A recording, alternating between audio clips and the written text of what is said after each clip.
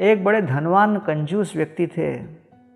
संत पुरुष के पास जाकर कहते हैं कि महाराज जी, भगवान श्री कृष्ण के प्रति मेरी अटूट श्रद्धा आस्था है, लेकिन उनकी सेवा में मैं एक फूटी कौड़ी खर्च नहीं करना चाहता।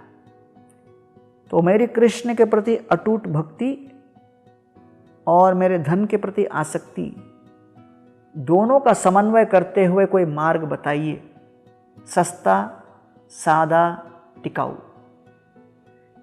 इसको सुनकर संत पुरुष कहते हैं, देखिए, भगवान तो गीता में कहते हैं, मन मना भव मद्भक्तो मद्याजी माम नमस्कुरु।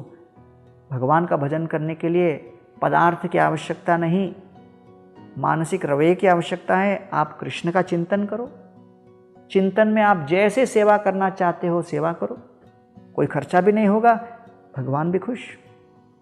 उस दिन से मानसिक सेवा आरंभ किए।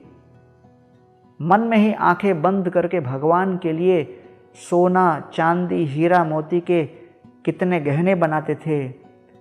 सोने के थालियों में 56 भोग शुद्ध घी में बनवाकर भगवान को भोग लगाते थे।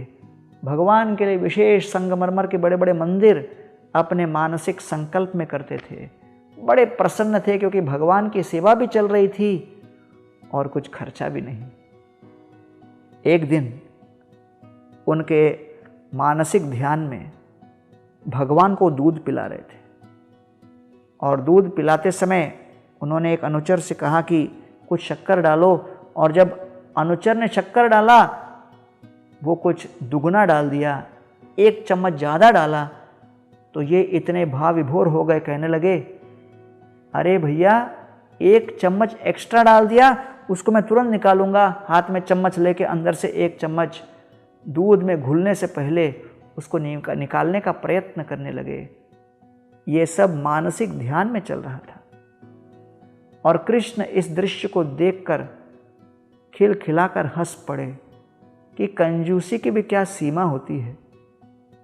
और कृष्ण उनके सामने प्रकट होकर कहते हैं कि मैं आपसे बड़े प्रसन्न हुआ और निश्चिंत रहो, आपके हर प्रकार के इस भाव को मैं शुद्ध कर दिया।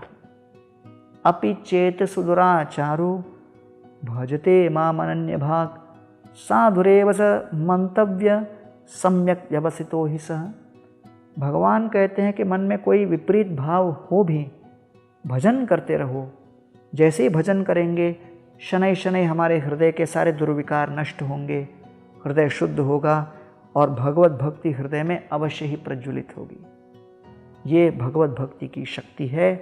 हृदय का शुद्धिकरण गारंटीड है।